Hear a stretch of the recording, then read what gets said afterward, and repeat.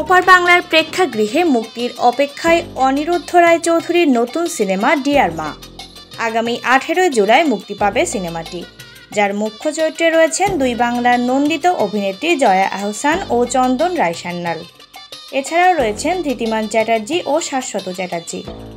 সম্প্রতি সিনেমাটির প্রচারের অংশ হিসেবে এক ফটোশ্যুটে অংশ নেন জয়া আহসান ও চন্দন রায় সান্যাল। দ্য টেলিগ্রাফের আয়োজনে করা সেই ফটোশ্যুটে তাদের রোমান্টিক ভঙ্গিমায় দেখা গেছে, যা দেখে দর্শকদের মধ্যে তৈরি হয়েছে নতুন কৌতূহল। কারণ এই সিনেমার মাধ্যমেই প্রথমবার একসঙ্গে কাজ করেছেন এই জুটি। এছাড়াও পর্দায়ও রয়েছে তাদের ঘনিষ্ঠ দৃশ্য। ডিয়ার মা সিনেমায় জয়ের স্বামীর চরিত্রে অভিনয় করেছেন চন্দন রায় সান্যাল, নাম অর্ক। তিনি একজন চাকরিজীবী, চান সন্তান, তাই স্ত্রীকে বোঝান একটি শিশু দত্তক নিতে। সেই সিদ্ধান্ত থেকেই গল্প মোড় নেয় আবেগ ও জটিলতার দিকে। ভারতীয় সংবাদ মাধ্যমের এক প্রতিবেদনে বলা হয়েছে, সম্প্রতি এক সাক্ষাৎকারে এমনটাই জানিয়েছেন চন্দন। বলেছেন, পরেরটুকু জানতে হলে তো ছবিটা দেখতে হবে। সাক্ষাৎকারে জয়ার সঙ্গে পর্দার রসায়ন ও ঘনিষ্ঠ দৃশ্য অভিনয়ের অভিজ্ঞতাও জানালো চন্দন। তার কথায়, জয়ার সঙ্গে কাজ করে খুব ভালো লাগলো, খুব সহজ একজন মানুষ। আমাদের যে সব দৃশ্য আছে তাতে বন্ধুত্ব হওয়াটা খুব দরকার ছিল। আমরা ওয়ার্কশপ করেছি একসঙ্গে, তখনই আলাপ জমে।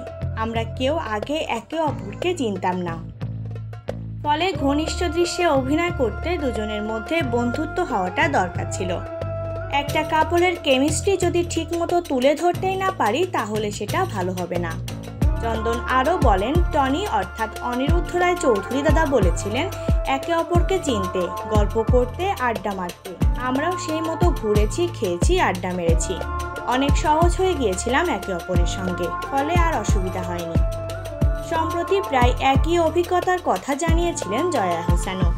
অভিনেত্রীর কথায়, আমার কিছুই মনে হয় না, কারণ এরকম দৃশ্যের জন্য খুব কমফোর্ট জোন তৈরি করা হয়েছিল। আর টনিদা খুব অ্যাস্থেটিক্যালি শ্যুট করবে, ফলে আমার চেয়ে অনেক বেশি চিন্তা ছিল টনিদার। আমি একেবারেই চিন্তা করিনি।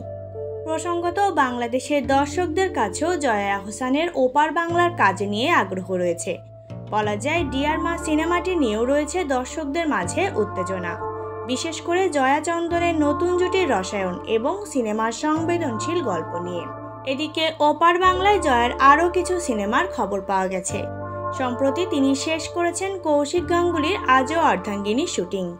এছাড়াও আগামী 1 আগস্ট মুক্তি পাচ্ছে মানিক বন্দ্যোপাধ্যায়ের উপন্যাস অবলম্বনে নির্মিত পুতুল নাচের ইতিকথা।